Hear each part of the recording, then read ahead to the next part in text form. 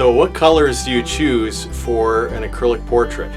That's what we're going to be discussing today. Hi, I'm mattphilleo. This is my studio, and I'm currently working on a portrait here. This is an 11 by 14 commissioned portrait of 3 children. I have the sketch down, and it's based off of this photograph right here. Let's show that so you can see it.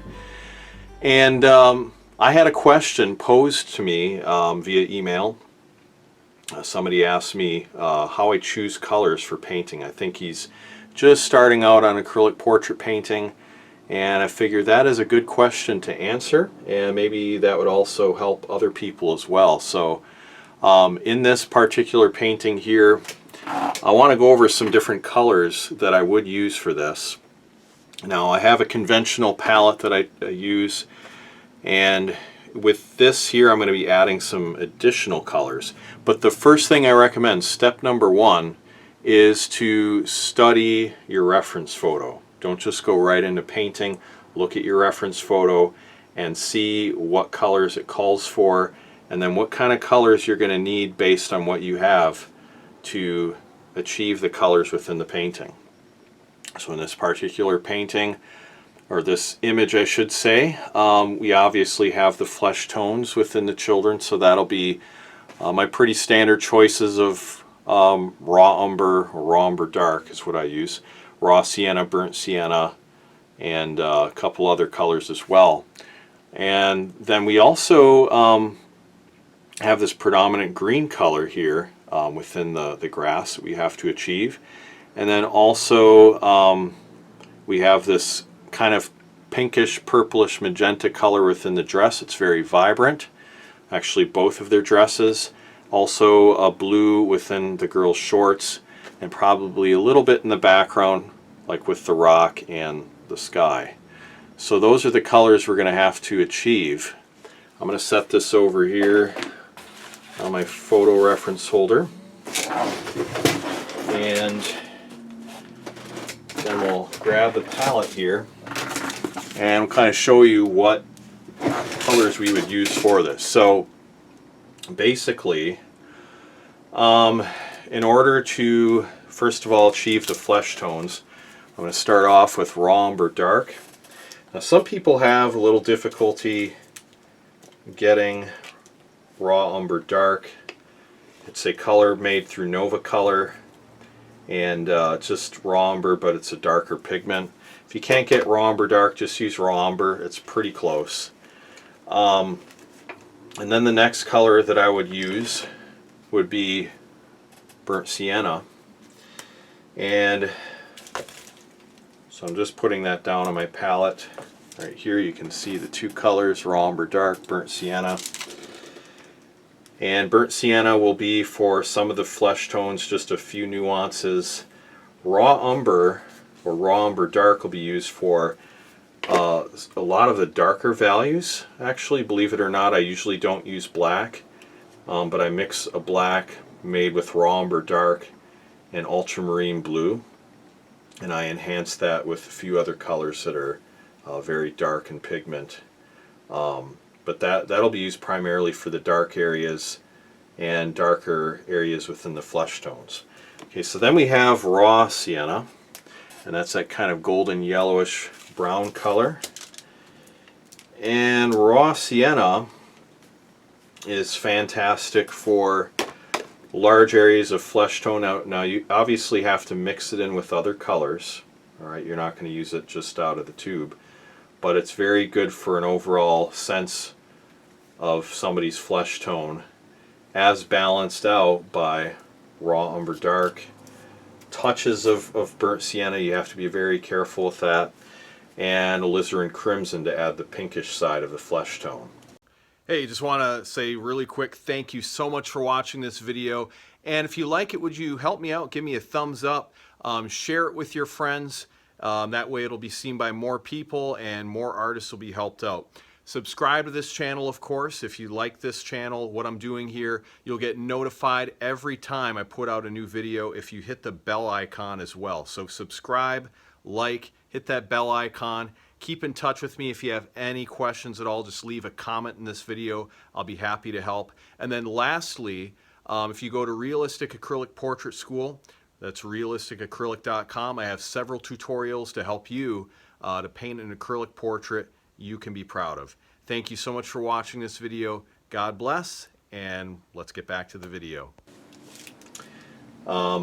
So that we have those three colors here: raw umber dark, burnt sienna, raw sienna, and then moving along. Oh, by the way, I'm also going to use that raw sienna for the grass too, mixed in with phthalo blue, which is almost on the greenish side. It's a very bluish green, like an aqua green, very strong pigment.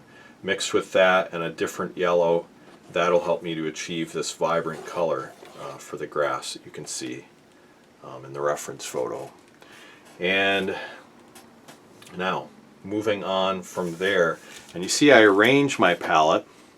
I arrange my palette in such a way that if the colors mix into each other, they're not going to affect the other colors too much. So if I had a yellow and I put it next to a purple, or a red and put it next to a green, or a blue and I put it next to an orange, and they mix together, I would get mud. You know, so I have the colors arranged so it's usually darker to lighter pigments and also colors that are similar. If this raw umber dark mixes into the burnt sienna, not a huge deal. Or if this mixes together, not a huge deal. So moving along from there, then I go into my phthalo blue, and that's that kind of aqua blue color, and very, very strong pigment. So just place that about that far apart on the palette, just so I have a little space, and you don't want the colors to mix if you can help it. If they do, it's not a huge deal, but it's good to keep them kind of far apart for that reason. And again, since I usually mix these to make grass color and leaf color, basically all foliage color, it's okay if they do mix a little bit.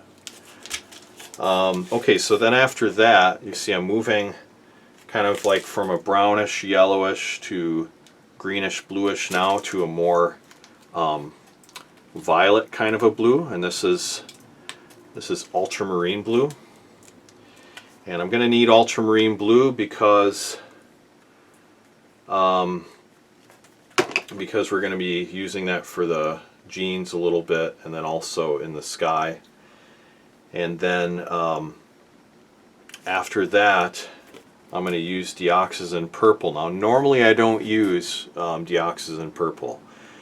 Very rarely do I ever have this on my palette. I try to limit my palette as much as possible, just to promote color unity within the painting. But in this case, I am going to add some dioxazine purple, just so that I can achieve that kind of magenta color for the girl's dress, because mixing red and blue together just tends to look a little muddy. There's some areas that are very vibrant. Just to show that to you again, let me see if I can pull that up. Just to show that to you again here, that top part is very vibrant. The bluish color of the sky is giving it that kind of cooler color. Okay, so that's why you see it right on the top, and this is a warmer red below. But to achieve that, I'm going to have some purple. So dioxazine purple, you can see that it's a very, very strong pigment. It almost looks black. And in fact, if you add it to your black, you can make your black darker. If you want to get a higher degree of contrast in your paintings, that's the way to do it. Add dioxazine purple to your black. Okay, moving on from there, you can see that I'm going from the kind of brownish to yellowish to greenish to bluish to purplish. Now I'm going to be transitioning into the reddish side, and I'll add some alizarin crimson. Okay, alizarin crimson, again, it's a very dark pigment, not as dark as dioxazine purple. You can see them together right here, but it is a very violet kind of a red, and that I'll be using again for the dresses and the flesh tones as well. Now from there I'll be Moving into naphtha red. Naphtha red is going to be quite a bit lighter than the alizarin crimson. It's also more of an opaque pigment.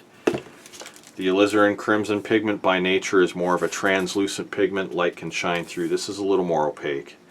But it is quite a bit lighter too, and more to the warmer side of red. This is the cooler side of red.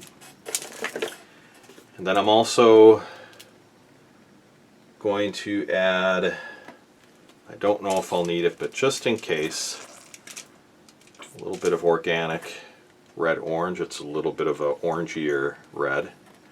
I might not use it, but if I need it, it'll be there. Then we have Indian yellow, and that's going to be used for portions of the grass, maybe just a few highlights on the flesh tones if necessary. Possibly like there's a little leaf down there that's yellow and some flowers that are yellow in the back, so I'll use it for those. But very, very, very sparingly on the flesh tones. I'll avoid using it unless I absolutely have to, because it just gets too strong and you don't want to have that really overdone look on your flesh tones. Okay, then lastly we use titanium white. You gotta have titanium white in every palette, and that's just for adding, well, white areas, mixing with your glazes as you get later on in the painting to add a little opacity to them. There's just good things that the white can do for you. And so again, you can see kind of the overall spectrum of colors. I got a little piece of paint in there, dried paint. It's always fun. You can see the overall spectrum of colors here, again shifting from dark brown to a little bit warmer brown, yellowish, and then greener blue, more violet blue, and then we actually have dioxazine violet or dioxazine purple. Moving into the redder side with the alizarin crimson and naphtha red, and then warmer with the organic red orange, Indian yellow, and then titanium white. And then finally, the way I set up my palette is to add a nice dollop of matte medium. Just about right here is where I like it. And that way I can start mixing different colors right away. And again, this is with the glazing technique, so we mix just a tiny bit of paint into a lot of matte medium. And we start very, very lightly and just start establishing colors and building up shading and depth as we go along. But basically today what I wanted to do was just give you that overall idea of how to set up the colors on your palette for a painting. And I also could title this video "How to Set Up Your Palette," but anyway, I hope this answers your questions, at least for the one fellow that emailed in, and then for the rest of you, I hope this helps. If you found this video helpful, be sure to give it a thumbs up, and you can also subscribe to this channel for more tutorials just like this. And also too, if you go to realisticacrylic.com, I have dozens of tutorials there, written and video, that you can look at and learn more about painting in acrylic, portrait painting specifically, in the realistic style. So anyway, from Realistic Acrylic Portrait School, Fine Art by mattphilleo, thanks for watching the video. God bless. Talk to you soon.